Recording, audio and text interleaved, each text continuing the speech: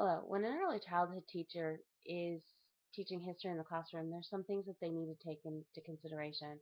History is learning about the past. But for early childhood education, it's a little bit different. The past to a preschooler could just be last week and telling you a story about what happened and being able to recall the events and the time that they happened. Um, that is teaching history because the child is being able to recall what happened in the events in the right order. Um, they also need to have a sense of time.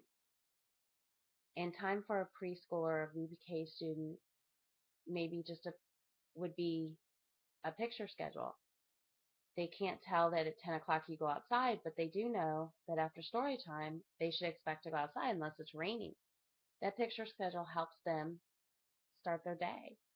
Um, and also, if you have to change something, the picture schedule would help them kind of relate to that and to adjust to that change. Time can also be taught to early childhood children by setting the timer. If they are waiting for a center and there's 5 more minutes that the other child can play in there, you can set a timer. Also, time can be taught by making a list. You know, if the center's full and the child's next, they can put their name, and they're going to know that in the near future they're going to get to play in that center because their name's on that list. Children can also be taught. They know that yesterday and today, and they can make plans for their future because they start to understand that in the next days and that stuff. You'll always hear them say, "Oh, on the weekend we're going to do this."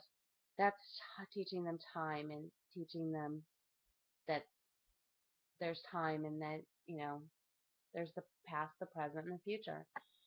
Another thing that they need to learn when teaching history is change. Change is something that happens in their daily lives, and it's not something to be feared of. It's something that we deal with, and it just happens. Um, an example of this could be if it's raining outside, they know that they're not going to go outside because it's raining. That's a change in their daily schedule. Some children would freak out about this, and other children it wouldn't they wouldn't fear it. So children need to learn that change is not something to be feared. It's okay that there's going to be changes in their world. And they need to learn the past. They need to know about the past and that the changes that have come from the past and how we've learned from the past. And this can be done if two children are arguing over a toy. You could say, well, how did so and so deal with this last week when they both wanted that fire truck in the block center? And you could talk about the past and how they solved their problem, and maybe the two that are dealing with it then will learn from the past. You can also talk about when they're a baby. That's their past, and that's their immediate past.